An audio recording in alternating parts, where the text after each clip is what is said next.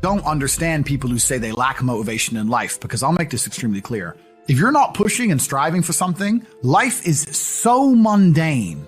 I've always had this problem with literal crippling perpetual boredom. I was bored. I had no money. I'm carrying boxes of ice. I'm a smart guy. I'm not playing chess anymore, right? I'm 34 now, so this is quite a few years ago. It's before the internet, before Facebook was all big and nothing.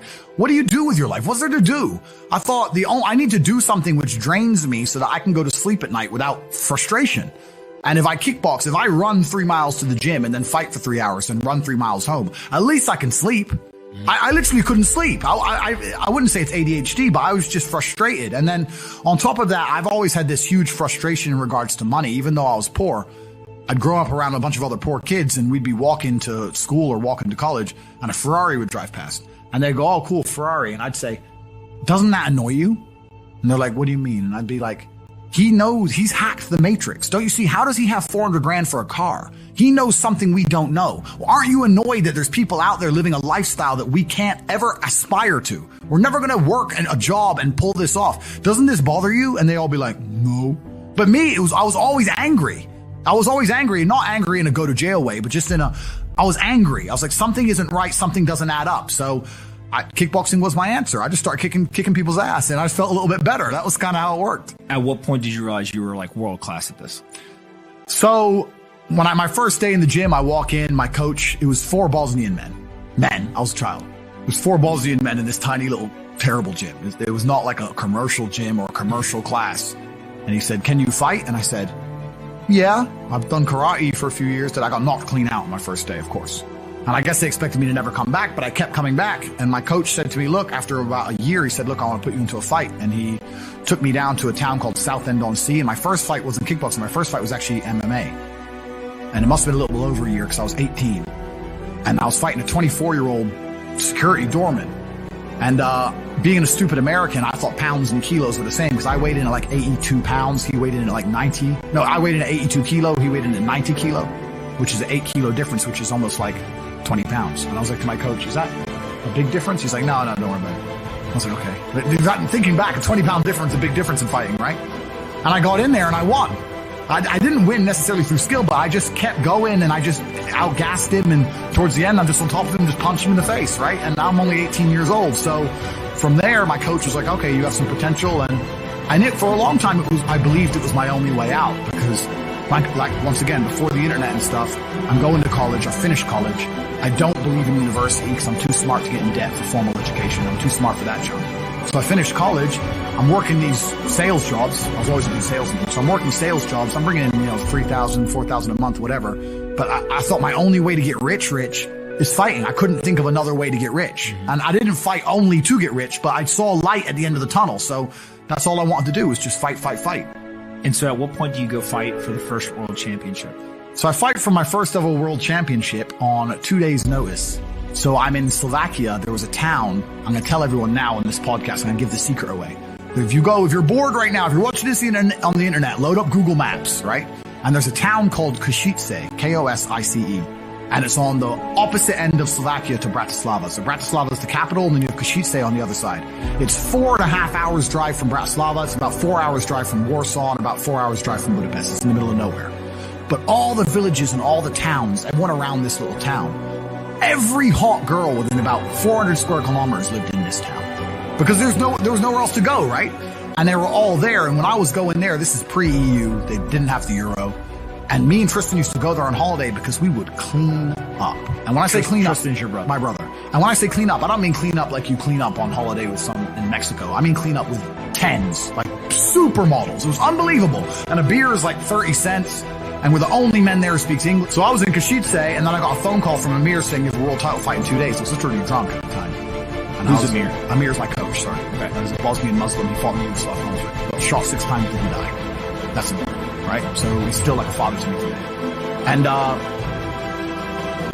must have been crazy. I was like, okay. I can't explain, and I want to say this in a way where it's truly understood. When I say I didn't give a shit if I lived or died, I don't mean that in a sad, suicidal way. I mean that in an empowered, charging at the gunfire. Back then, I didn't think I had anything that really made me really give a shit about living.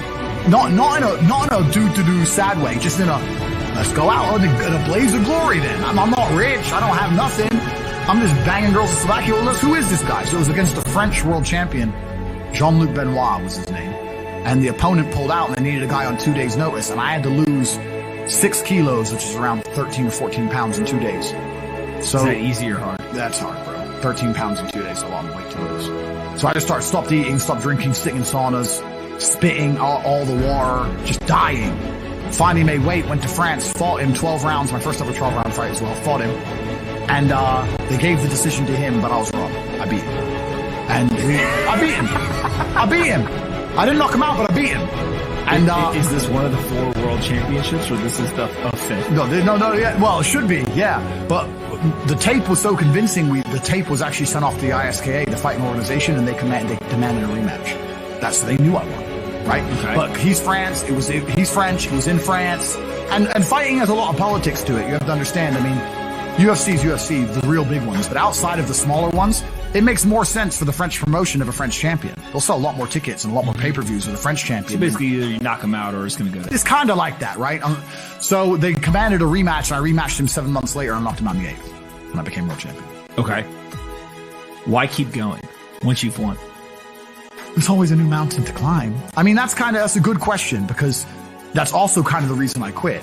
Because it's like, why keep going? Well, there's always someone new to fight, and I'm still not financially where I want to be. And I don't know what else I want to do with my life. So I'll keep going, right? So I fought again. I beat another Frenchman. And then I fought again. I beat 2 Dutch guys to become 4-time world champion.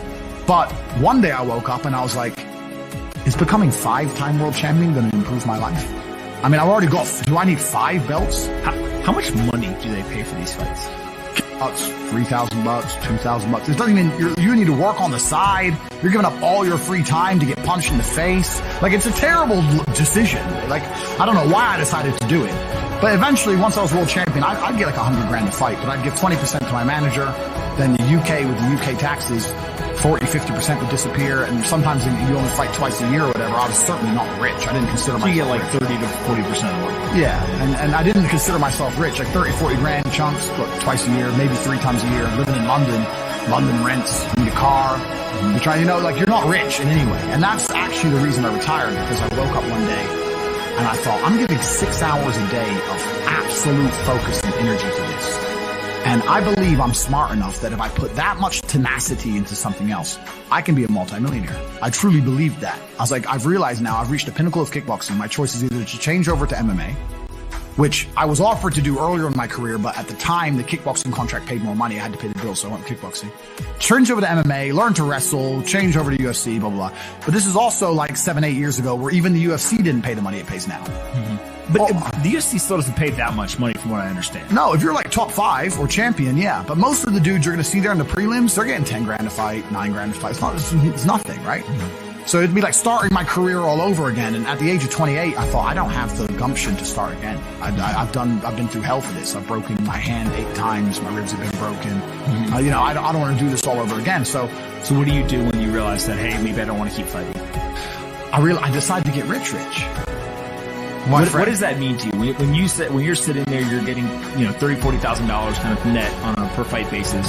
Is rich to you like, hey, I want a couple $100,000, $1 million, $20 million, $1 billion? I want 30 or 40,000 every month. 30 or 40,000 every month, so about $500,000 a year. Yeah. I thought if I had that much money, I could do whatever I want. Okay. That's what I decided. So what's step 1 that you do? So step 1 is, maybe that's how we ended up here together, my friend. Step 1 is, decided to be very logical about it. Chess player, right? So it's like, I want money. What is money?